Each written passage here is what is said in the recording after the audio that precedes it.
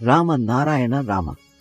భూమిపై వ్యక్తిగత మాలికాన ఎలా వచ్చిందో ఎవరూ తెలియదు.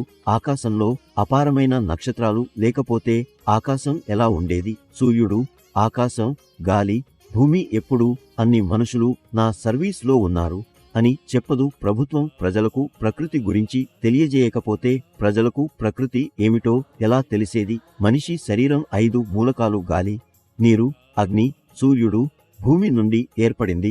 భూమిపై మనుషుల చేత తయారైన రాజ్యాంగం ఏర్పడినప్పుడు ప్రకృతికి కూడా రాజ్యాంగం ఏర్పడాల్సిందే. జీవిత సత్యం ప్రజలు ఒప్పుకోవాలి, దాన్ని తప్పించుకోలేరు. మీరు ఎవరో మీద ఒక వేడి చూపితే మీరు మీద 4 వేడులు చూపబడతాయి. ఎవరికైనా వేడి చూపే ముందు మీ వైపు 4 వేడులు చూపబడ్డాయని ఆలోచించాలి. అంటే ముందు మీరు మీలో సవరణలు చేసుకోవాలి. మనం మన వివేకాన్ని వినితే బాగుంటుంది.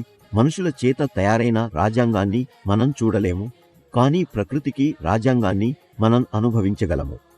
భూమి ఏర్పడినప్పటి నుండి ఈ రోజులోప వరకు భూమి సమస్యకు పరిష్కారం కలగలేదు. చెడు పనులు చేసే వారిని సరైన దారిలో నడిపించడం మన కర్తవ్యము. మతం, రాజకీయాల పేర్లతో ప్రజలను తప్పుదారి పట్టిస్తున్నారు.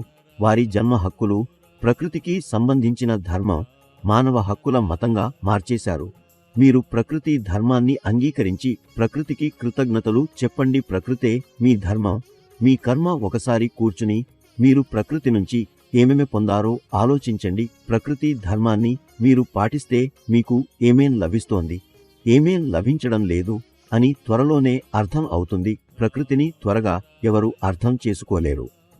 ప్రకృతిని అర్థం చేసుకోవాలంటే, జీవితానికి సరైన దిశను ఇచ్చాలంటే మా మహాగురు ఇచ్చిన మూలమంత్రం రామ నారాయణ రామతో మీరు చేరాలి. ఈ మంత్రం జీవితానికి సరైన మార్గాన్ని చూపిస్తుంది. జీవితంలో ఉన్న ఏ సమస్య, కష్టము మీరు ఈ మంత్రాన్ని జపించినప్పుడు తాను పరిష్కారమవుతుంది. అందుకని సమయాన్ని వృధా చేయకండి. వెంటనే రామ నారాయణ రామతో చేరండి.